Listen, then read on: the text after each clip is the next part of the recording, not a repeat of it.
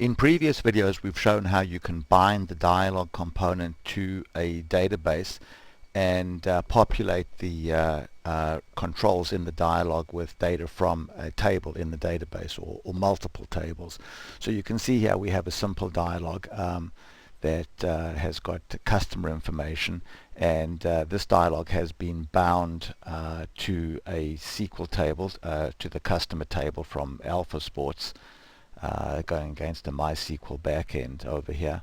And when I display the dialog, I can then go here, for example, and type in customer number and then press the populate button, which uses an action, JavaScript action, to go back to the database, fetch the record for customer ID 1 and then populate the record.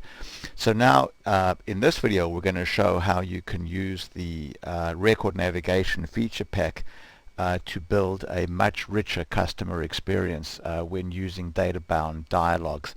So now I'm going to switch from this simple dialog here to a more complex dialog that I previously built, and then we'll take you through how to actually build it. So you can see over here we have again the same dialog that is bound to the customer table.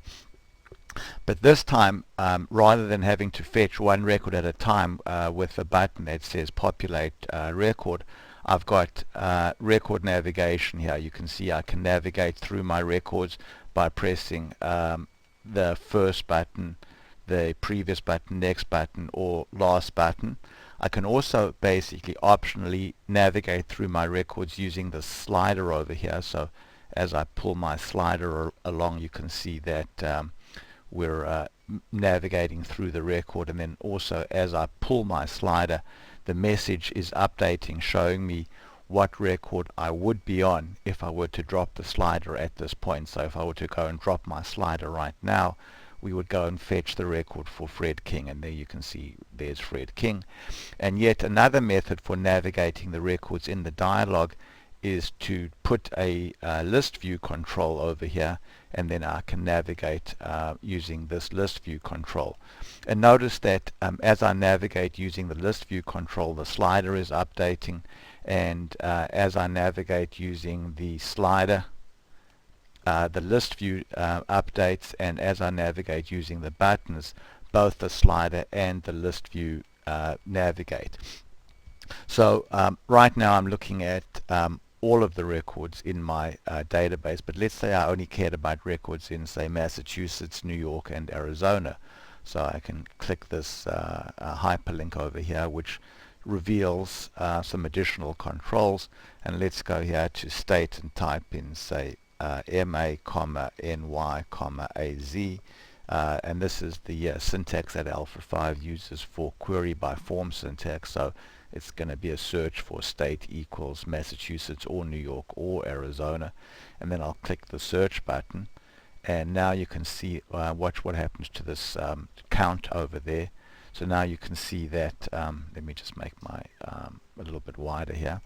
So now you can see that there are 23 records that match my criteria over here. I've turned debugging on, so I'm actually showing the filter expression that Alpha 5 generated, and I'll show you how you do that. And now I'm looking at my result right now, and then I can go and say let's go sorted by state, and then hit the search. So now I'm sorted by state, and then let me basically sort by state in descending order, and then go there and do that. And then within state I'd like to sort by last name in ascending order. So there you can go, and you can see there's the filter expression that Alpha 5 has generated.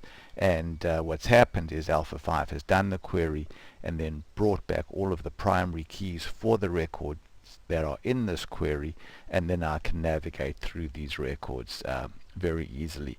So that gives you a quick overview of what you can do with the record navigation feature pack, and now in subsequent videos I'm going to describe how this was all done.